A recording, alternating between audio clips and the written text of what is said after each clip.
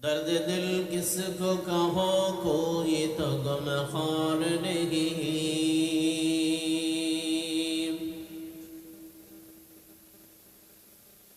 दर्द दिल किसको कहो कोई तो गमखार नहीं।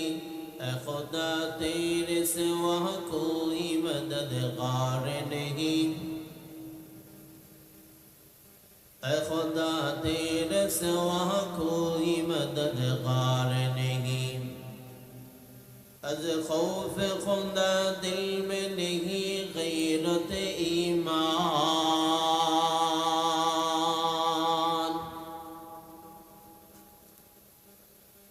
अज खौफ खुदा दिल में नहीं गैरत ईमान। हम कैसे मुसलमान हैं, हम कैसे मुसलमान। हम कैसे मुसलमान हैं, हम कैसे मुसलमान। दुनिया के हमें फिक्र है उक़बा का नहीं जान। दुनिया के हमें फिक्र है उक़बा का नहीं जान। हम कैसे मुसलमान हैं, हम कैसे मुसलमान।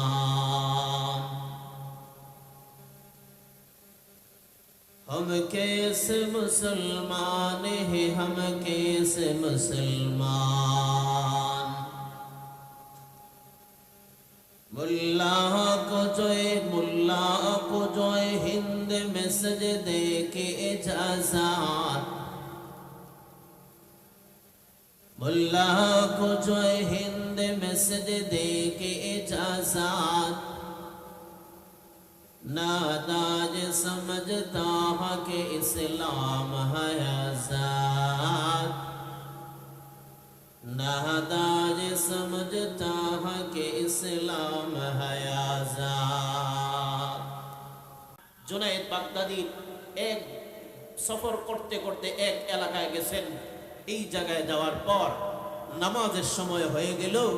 এই সময় জুনায়েদ বাগদাদির যিনি খাদিম ওনাকে বললেন, ও খাদিম, নামাজের সময় হয়েছে, জামাতে নামাজ পড়ব, মানুষ তো নাই, শুধুমাত্র তুমি আর আমি, আশপাশে কোনো মানুষ আছে কিনা একটু গিয়া দেখো না।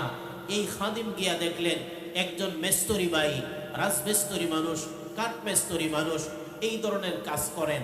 উনি কাজ করতেছেন। বললেন, ভাইজান, দেখতে তো মুসলমান মনে হয়, আপনি নামাজ পড়বেন না? অবশ্যই নামাজ পড়ব। বলে, জুনায়েদ বাগদাদি আপনার জন্য অপেক্ষা করতেছেন, আসেন নামাজ পড়বেন। এই কাঠমেস্তরি জুনায়েদ বাগদাদির কথা শুনে লাভ মাইরা কাজ বন্ধ কইরা ওনার হাত রাখিয়া দৌড় মারলেন। চলেন জুনায়েদ বাগদাদি, সারা জিন্দেগি নাম শুনেছি, কোনোদিন দেখতে পাই না, আজকে দেখতে পাবো, চলে যাই। এই কথা বলেই জুনায়েদ বাগদাদির কাছে আইসা বললেন, আপনি জুনায়েদ বাগদাদি? বলে, হ্যাঁ, আমি জুনায়েদ বাগদাদি, আপনার পিছনে নামাজ পড়ার জন্য আসছি, চলেন নামাজ শুরু করেন। তো জুনায়েদ বাগদাদি বললেন, আপনি ওযু টুজু করবেন না? ওযু না ছাড়া নামাজ কিভাবে হয়? জুনায়েদ বাগদাদি এই প্রশ্ন করার পরে মেস্তরি জবাব দিলেন, জুনায়েদ, এতদিন তো নাম শুনেছিলাম আপনি আল্লাহর ওলি হবেন, কিন্তু আজকে তো আমার সন্দেহ হইতেছে। জুনায়েদ বললেন, আমি কি অপরাধ করলাম? বলেছি ওযু করার জন্যে, তুমি ওযু করলা না, আমি কি অপরাধ করলাম? ওই মেস্তরি বললেন, জুনায়েদ, আজ তোমার মুখ থেকে শুনলাম কোন মুসলমান ওযু ছাড়া তাকে, আজকে তোমার জবান থেকে শুনলাম। সুবহানাল্লাহ বলেন। মেস্তরি বুঝাইলেন, এই এলাকার কোন মুসলমান কোনো দিন ওযু ছাড়া তাকে না। জুনায়েদ বাগদাদি খাদিমকে বললেন, এই মেস্তরি তো বড় গরম মেস্তরি,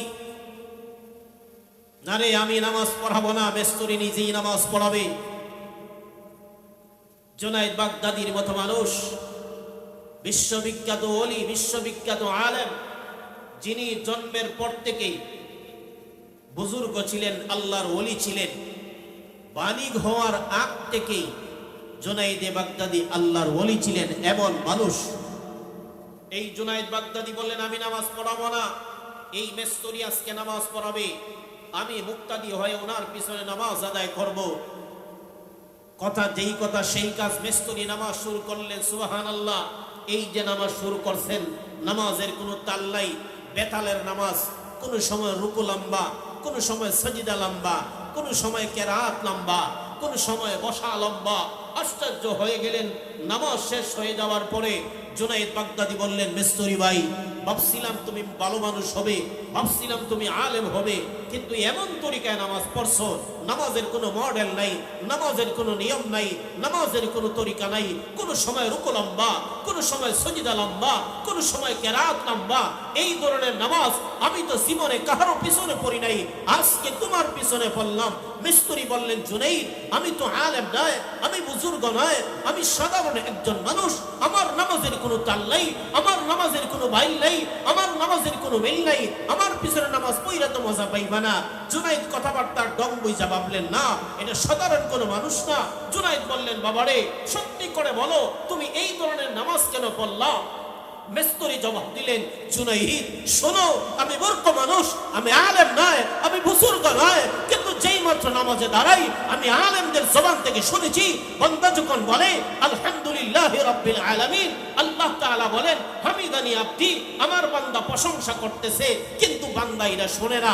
ও জুনাইদ, আমি যখন আলহামদুলিল্লাহ বলি, আল্লাহ যে হামিদানি আব্দি বলেন, যতক্ষণ আমার কানে এই আওয়াজ আসে না, ততক্ষণ পর্যন্ত আমি সামনের দিকে যাই না। রুকুতে যাওয়ার পরে আমার দিল যখন সাক্ষী দেয় আমার রুকু আল্লাহর দরবারে কবুল হয়েছে, তখন আমি রুকু থেকে উঠি। দাঁড়ানোর পরে যখন আমার দিল সাক্ষী দেয় আল্লাহর দরবারে আমার দাঁড়ানো কবুল হয়েছে, তখন আমি সাজদাতে যাই। জুনায়েদ বাগদাদি বললেন, খাদিম রে, এটা মিস্ত্রি না রে, এটা সাধারণ মানুষ না রে। আমাকে শিক্ষা দেওয়ার জন্য আল্লাহ মনে হয় ফেরেশতার মতো কোন মিস্ত্রিকে আমার সামনে প্রেরণ করেছেন। আল্লাহু আকবার, জোরে বলেন না। সব মুসল্লি একরকম হয় না, সব শ্রোতাও একরকম হয় না, সব মানুষও সমান হয় না। ওয়াজের শুরু হোক আর শেষ হোক, এটা কোনো বিষয় না। কোন সময় কবুল হবে জানেন কে? আল্লাহ। এবার আমার বিষয়বস্তুর ভিতরে যাই। ওমর বললেন, নবী গো, সব ধরনের মানুষ আপনার ঘরে আসে, কারণ আপনি তো নবী, আর নবীর দরবারে সবাই তো আসবে, এটাই তো নিয়ম। ওগো পয়গম্বর, এখন আপনার বিবি, এরা বিশ্ব সুন্দরী, আপনার বিবিরা এরা অত্যন্ত ভালো মানুষ, এরা আল্লাহর প্রিয় মানুষ, যাদেরকে আল্লাহ নির্বাচন করেছেন শুধুমাত্র আপনার বিবি হওয়ার জন্য। এক সময় আল্লাহর পয়গম্বর এদেরকে তালাক দেওয়ার জন্য নিয়ত করেছিলেন। আল্লাহ তাআলা বললেন, না না, এদেরকে বিবি বানাইছি, আপনার বউ বানাইছি, আপনি নিজে বানান নাই, স্বয়ং আমি আল্লাহ নির্বাচন করেছি। সুবহানাল্লাহ বলেন। খাদিজা রাদিয়াল্লাহু তাআলা আনহা বিদায় হয়ে যাওয়ার পরে, ইন্তেকাল হয়ে যাওয়ার পর, নবীজি রাহমাতুল লিল আলামিন খাদিজা দুনিয়া থেকে চলে যাওয়ার পরে, ওনার প্রাণপ্রিয় চাচা আবু তালিব দুনিয়া থেকে বিদায় হয়ে যাওয়ার পর,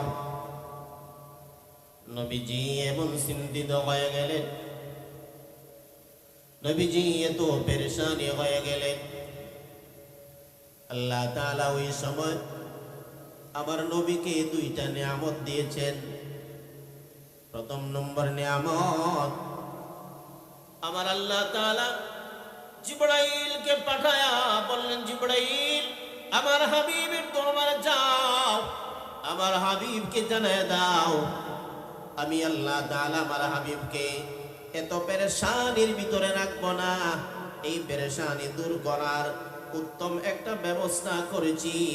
আমার হাবিবকে জমিন থেকে উঠাইয়া আরশে আজিম পর্যন্ত আনাইয়া আসমানের উপরে কে আছে, জান্নাত এবং জাহান্নামে কে আছে, সবগুলি দেখাইয়া দেখাইয়া আমার হাবিবকে সান্ত্বনা দিব। যাও। আল্লাহ তাআলার আদেশে জিবরাইল নবীজির দরবারে আগমন করিয়া জিবরাইল এসে বললেন, আগো নবী, আপনার বিবি মারা যাওয়ার পর, আপনার চাচা দুনিয়া থেকে বিদায় হয়ে যাওয়ার পর আপনি পেরেশানি গো পয়গম্বর, এই জন্য আল্লাহ তাআলা আপনাকে সান্ত্বনা দিবেন।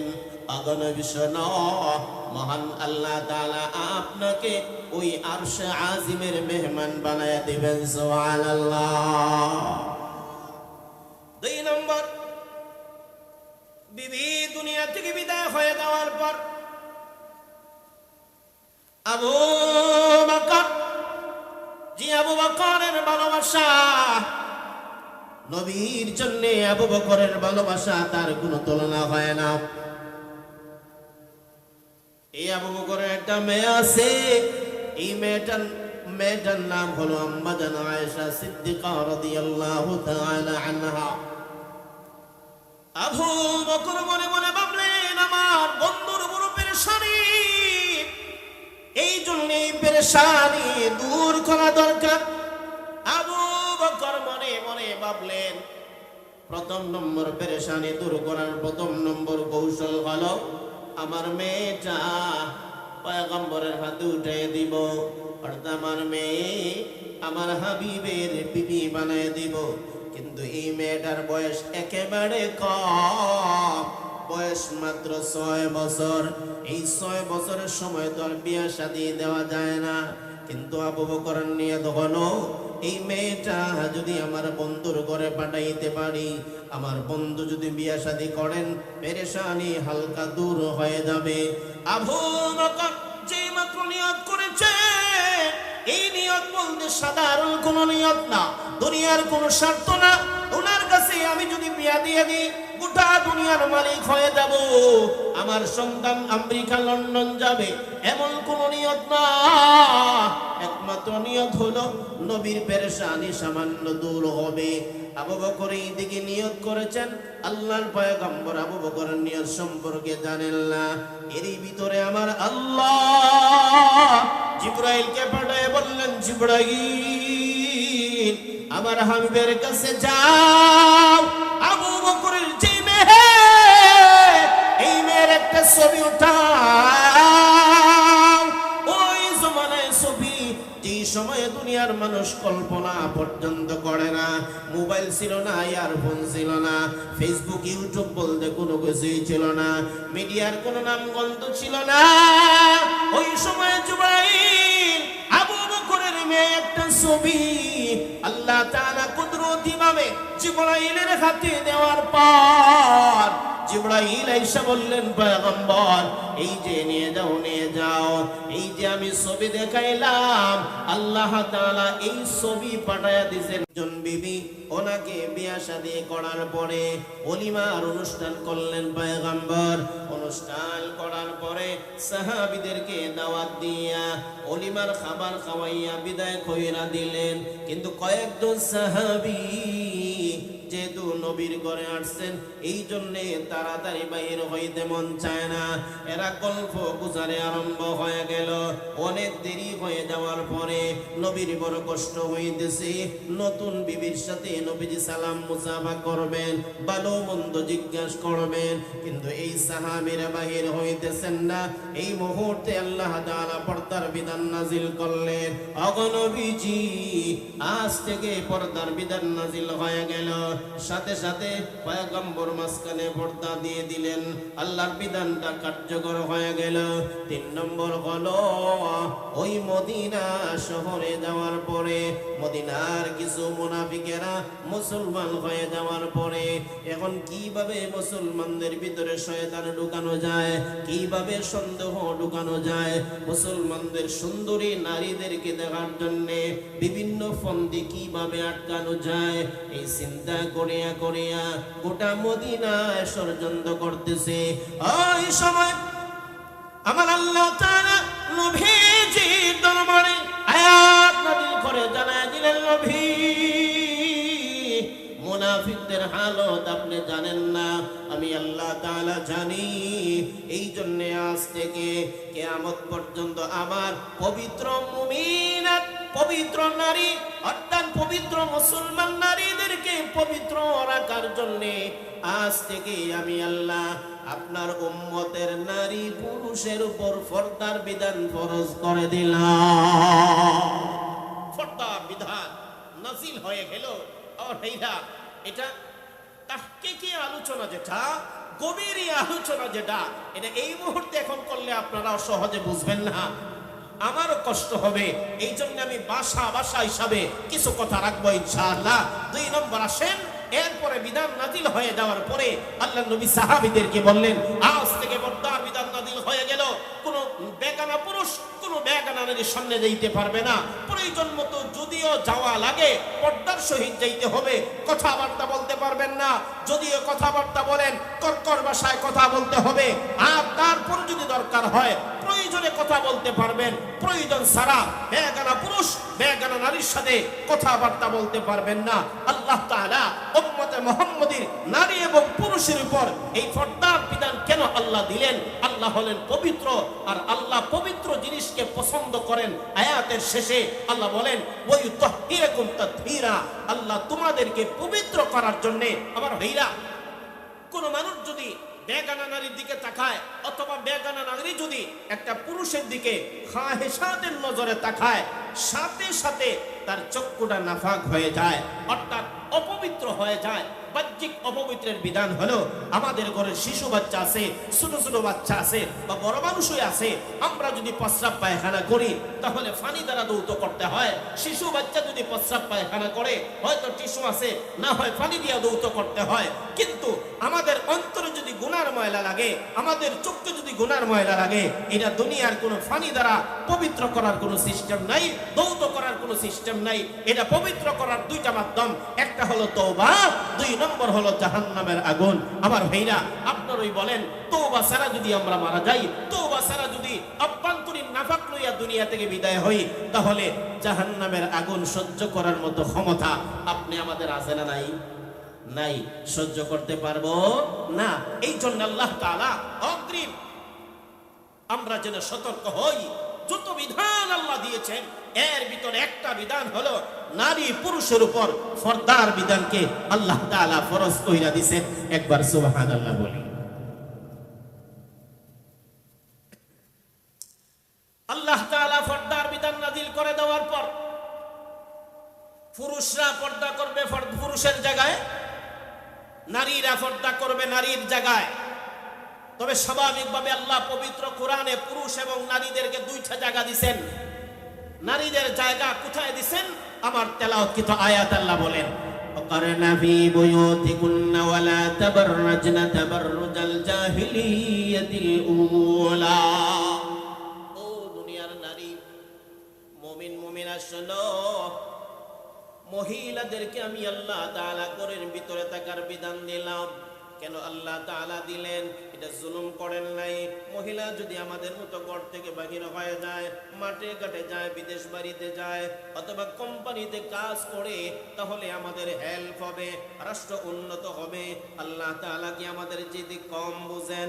না না না, বেশি বুঝেন। তাহলে আল্লাহ তাআলা কেন বললেন, ও মুমিন নারীরা তোমরা ঘরের ভিতরে থাকো? আর পুরুষদের বেলায় আল্লাহ তাআলা বলেন, ফাইদা কুদিয়াতিস সালাতু ফান্তাশিরু। দুনিয়ার পুরুষেরা শুনো, আল্লাহর বিধান নাজিল, আল্লাহর বিধান পালন করার পরে, আল্লাহর বিধান হলো 5 ওয়াক্ত নামাজ পালন করার পরে রুজির জন্য বাহির হয়ে যাও, ব্যবসার জন্য বাহির হয়ে যাও, প্রবাসের জন্য বাহির হয়ে যাও, চাকরি বাকরির জন্য বাহির হয়ে যাও। এটা হলো তোমাদের জায়গা। মহিলার জায়গা কোথায়? আমার আল্লাহ বলেন, ওয়াকারনা ফি বুয়ুতিকুন্না, দুনিয়ার নারীরা গো তোমরা তাকমা ঘরের ভিতরে। কেন আল্লাহ এই বিধান দিলেন? তার কয়েকটা কারণ। 1 নম্বর কারণ হলো মহিলাদের কিছু আলাদা দায়িত্ব আছে, এই দায়িত্বগুলি আমরা আদায় করতে পারি না। 1 নম্বর দায়িত্ব, সন্তান নেওয়ার মতো ক্ষমতা এটা দুনিয়ার কোনো পুরুষের নাই, একমাত্র আছে মহিলাদের। ঠিক না বেঠিক? সন্তান, আচ্ছা বলেন, দুনিয়ার কোনো পুরুষ মিল্লা যদি বলে না না সারা জীবন তারা নিছে, এই বছর আমরা একবার নেই না, আমরা একটা নিলাম, পারবেন? সম্ভব? 2 নম্বর, সন্তান ভূমিষ্ঠ হওয়ার। আচ্ছা বলেন তো, সন্তান যদি মহিলার গর্ভে যায়, মহিলা যদি গর্ভবতী হয়, এই মহিলা ঘরের ভিতরে থাকা ভালো না বাহিরে যাওয়াটা ভালো? হ্যাঁ, ঘরের ভিতরে থাকাটা ভালো। 2 নম্বর, সন্তান যে সময় দুনিয়া দুনিয়াতে আসে, অর্থাৎ ভূমিষ্ঠ হওয়ার সময়, আচ্ছা দুনিয়ার কোনো পুরুষ এটা কি বলতে পারবে যে সারা জীবন তো আপনি 10টা দিচ্ছেন, আমি একটা দিয়ে একটু দয়া করেন, এই বছরের বাচ্চাটা আমি একটু ভূমিষ্ঠ কইরা দেই, প্রসব কইরা দেই, কিয়ামতের আগে সম্ভব? আচ্ছা বলেন, এই সন্তান ভূমিষ্ঠ যেই জায়গায় হয়, এটা কি মাঠে ভালো না ঘরের ভিতরে ভালো? ঘরের ভিতরে ভালো। 3 নম্বর, সন্তান ভূমিষ্ঠ হওয়ার পর 2 বছর যে দুধ পান করাইতে হয়, বলেন তো এই দুধ একতরফা নাকি 2 তরফা? একতরফা। স্বামী স্ত্রী 2 জন মিল্লা কি বাচ্চারে দুধ পান করান না শুধুমাত্র বিবি? বিবি। বলেন, আপনাদের এলাকা দিয়ে কোন পুরুষ এই কথা বলছেন, বলে সারা জীবন আপনি দুধ পান করাইছেন, এই বছর থেকে আমি পান করাবো, অসুবিধা নাই? সম্ভব? এখন বলেন, এই দুধ পান করানি রাস্তাঘাটে ভালো, সুবিধা বেশি না ঘরের ভিতরে সুবিধা বেশি? ঘরের ভিতরে সুবিধা বেশি। এই মাত্র 3টা বললাম। বাচ্চা নেওয়ার মতো সুবিধা ঘরের ভিতরে বেশি, ভূমিষ্ঠ করার মতো সুযোগ সুবিধা ঘরের ভিতরে ভালো, বাচ্চাকে দুধ পান করানোর মতো সুবিধা ঘরের ভিতরে ভালো। এরপরে আল্লাহ পর্দার বিধান দিয়া বললেন, ওগো মা, ওগো নারী, ঘরের ভিতরে থাকো, কারণ তোমার দায়িত্ব হলো এই 3টা, পৃথিবীর কোনো পুরুষ নিতে পারবে না, কারণ কুদরতি ভাবে আমি আল্লাহ দেই নাই। সন্তান যেই সময় ভূমিষ্ঠ হয়, আমরা যত মেহনত করি না কেন, বলতে পারেন হুজুর মাথার গাম পায়ে ফেলে দিয়া সারাদিন মেহনত করিয়া বাসায় নিয়ে যাই, বিবি যদি আমার কথা শোনে না, ওই বিবি যদি আপনি গিয়া দেখেন ঘরের বাহিরে, আপনার মন মেজাজ ভালো থাকবে না, আপনার মন মেজাজ একদম পরিবর্তন হয়ে যাবে, বিবির প্রতি আপনার বিদ্বেষ শুরু হয়ে যাবে, ওই বিবিকে আপনি রাখবেন না, তালাক দেওয়ার মতো সিদ্ধান্ত নিয়ে ফেলবেন। কিন্তু ওই বিবি আপনি ঘরে যাওয়ার পর যদি বলে আসসালামু আলাইকুম স্বামী আমার, এরপরে গরম পানি রেডি কইরা দে, এরপরে গামছা রেডি কইরা দে, এরপরে বলে স্বামী আমার আপনার চাহিদা যে খাবার আছে এই খাবার আমি তৈরি করে রাখছি, আপনি টেনশন করবেন না, এই যে আপনি বসেন আপনার জন্য আমি খাবার দিলাম, এই খাবার গ্রহণ করি আমি আপনার খেদমত করি, আপনি ঘুমিয়ে যান। এমনি আপনি ঘুমিয়ে যাওয়ার পরে আল্লাহ তাআলার দরবারে আপনি শুকরিয়া আদায় করবেন, এই জন্য আল্লাহ তাআলা পর্দার বিধান দিলেন। কিন্তু তারপরে ঘরে যাওয়ার পরে যদি গিয়া দেখেন আপনার বিবি আপনার ঘরে নাই, কোথায় জানি গেছেন আপনি জানেন না, অথবা 2 জন যদি আপনারা চাকরিজীবী হন, অসুবিধা নাই, হইতে পারবেন, কিন্তু স্বামী আর স্ত্রীর যে মায়া মহব্বত, স্বামী আর স্ত্রী হওয়ার মতো যে যোগ্যতা, এইটা আপনি পাবেন না, পাওয়ার মতো কাজ আপনি করেন নাই, এমন ফ্যামিলির মধ্যে আল্লাহ তাআলা কখনো বরকত দেন না। কারণ আল্লাহ তাআলার ওয়াদা, আল্লাহ তাআলার ঘোষণা, ওয়াকারনা ফি বুয়ুতিকুন্না ওয়ালা তাবাররাজনা, এই নারীরা শোনো, তোমরা ঘরের ভিতরে থাকবা, আমি আল্লাহ তাআলা পর্দার বিধান দিলাম। কেন আমি আল্লাহ বিধান দিছি? 3টা দায়িত্ব তোমরা এককভাবে আদায় করতে হবে, কারণ এককভাবে আদায় করার পর তোমাদেরকে আমি আল্লাহ ঠগাই নাই, মা হওয়ার মতো যোগ্যতা আমি আল্লাহ দান করেছি। ওই সন্তান যদি বড় আলেম হয়, তুমি মা হইয়া আলেমের সওয়াব পেয়ে যাইবা। ওই সন্তান যদি শহীদ হয়ে যায়, তুমি মা হইয়া শহীদের সওয়াব পেয়ে যাইবা। এই সন্তান যদি হাফেজে কোরআন হয়ে যায়, তুমি মা হইয়া হাফেজে কোরআনের সওয়াব পেয়ে যাইবা। অর্থাৎ আমি আল্লাহ এমন একটা সুন্দর সিস্টেম চালু কইরা দিলাম, তুমি শুধুমাত্র সন্তান হওয়ার মতো যোগ্যতা অর্জন করবা, আর ওই দুনিয়াতে যত পদ পদবি আছে আমি আল্লাহ তাআলা এই সম পরিমাণ মর্যাদা দুনিয়া পরকালে তোমাকে দিয়ে দিব। সুবহানাল্লাহ। আল্লাহ তাআলা পর্দার বিধান দিলেন, আমার ভাইরা, নারীদেরকে ঠকান নাই, আমাদের উপর জুলুম করেন নাই। আল্লাহু আকবার। কিছুদিন আগে আমেরিকার শিকাগো ইউনিভার্সিটির ডিএনও একটা বিষয় আছে, যদি একটা ছেলে যদি আপনি দাবি করেন এটা আমার ছেলে, আর ছেলে যদি বলে না না আমি আব্বা চিনি না, অথবা বাবাই যদি বলে না না, ওই ছেলে যদি বলে আমার বাপ নাই মা নাই আমি চিনি না, তখন সবাই পরিচয় পাওয়ার জন্য ডিএনও একটা পরীক্ষা করতে হয়। আল্লাহ তাআলার বিধান দিয়েছেন আমার ভাইরা, এই ডিএনও পরীক্ষা কইরা কিছুদিন পূর্বে, কত বছর 1.5 বছর হবে, আমেরিকার শিকাগো ইউনিভার্সিটির সবচেয়ে বড় প্রফেসর উনি যখন ডিএনও পরীক্ষা করার বৈজ্ঞানিক হলেন, অর্থাৎ প্রফেসর হলেন, বিজ্ঞ হলেন, এই বিষয় সম্পর্কে জানলেন, তখন উনি মনে মনে সিদ্ধান্ত নিলেন যে সবার আগে আমার গড়েই পরীক্ষা করব। বিষয়টা আরো সহজে বুঝাই। ধরেন আপনার ছেলে, এইটা আপনার ছেলে, এখন এটা যে আপনার ছেলে, আপনি বুকে হাত দিয়া বাস্তবতা কি বলতে পারবেন না, কিন্তু আপনার দিলের টান এটা আমার ছেলেই হবে। আপনার বিবি আপনার সাথে খেয়ানত করে নাই, স্বাভাবিক যেটা, কিন্তু ঘটনাক্রমে যদি আপনার সন্দেহ হয় যে এই বাচ্চা মনে হয় আমার নয়, তাহলে আপনি ডিএনও পরীক্ষা করে দেখতে পারবেন এই বাচ্চাটা আমার কি আমার নয়। শিকাগো ইউনিভার্সিটির প্রফেসর এই ডিএনও ব্যাপারে বিশেষজ্ঞ হওয়ার পর খ্রিস্টান মানুষ মনে মনে সিদ্ধান্ত নিলেন, আমি তো একজন প্রফেসর, আবার শিকাগো ইউনিভার্সিটি বিশ্বের নাম করা যত ভার্সিটি আছে এর মধ্যে এটা একটা। উনি প্রকাশ করলেন না, উনি ভাবলেন যে আমি আগে পরীক্ষা করি, আমার সন্তান আছে 3 জন, এই 3 জনের ডিএনও আর আমার ডিএনও পরীক্ষা কইরা দেখব বাচ্চাগুলি আমার নাকি অন্য পুরুষের। এটা মনে মনে সিদ্ধান্ত নিছেন, বিবিকেও বলেন নাই, প্রাতিষ্ঠানিকভাবে কাউকে বলেন নাই, মনে মনে নিজের ডিএনও বাহির করলেন আর উনার 3 বাচ্চার ডিএনও পরীক্ষা কইরা দেখলেন আস্তাগফিরুল্লাহ, একটা বাচ্চাও ওনার নিজের নয়। বর্তমান দুনিয়ার ইউরোপ, আমেরিকা, ফ্রান্স, ব্রিটেন সব দেশের একই হালত। আল্লাহর মেহেরবানি আমরা গরিব হইতে পারি, মুসলিম দেশ গরিব হইতে পারে, কিন্তু এই ব্যাপারে মুসলমান এমন পাক পবিত্র।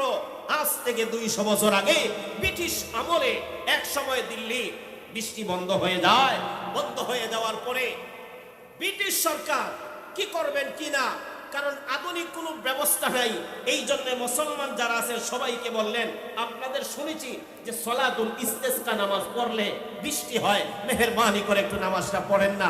দিল্লির ইমাম সাহেব তখন যিনি ছিলেন উনি বললেন অসুবিধা নাই, আগামীকালকে নামাজ পড়া হবে। এলান করা হলো, ঘোষণা দেওয়া হলো, হাজার হাজার মানুষ জমাত হয়ে গেল, চতুর্দিকে বৃষ্টি নাই। এখন নামাজ পড়ানো হলো, নামাজ পড়লেন, দোয়া করলেন, কিন্তু বৃষ্টির কোনো চিহ্ন দেখা যাইতেছে না।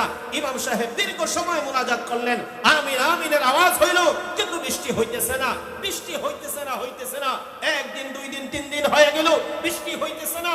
এমনি সময় একটি যুবক 3 দিন পর, অর্থাৎ যেই জায়গায় নামাজ পড়ানো হয় এর পাশ দিয়া ঘোড়ার উপর সওয়ার হইয়া, এই জমানার সবচাইতে স্পেশালি গাড়ি তো ঘোড়াই ছিল, ঘোড়ার উপর যাইতেছে একটা যুবক ভাই, ওনার সামনে একজন বৃদ্ধ মহিলা পর্দা দিয়া, পর্দা ডাইকা বসা আছেন।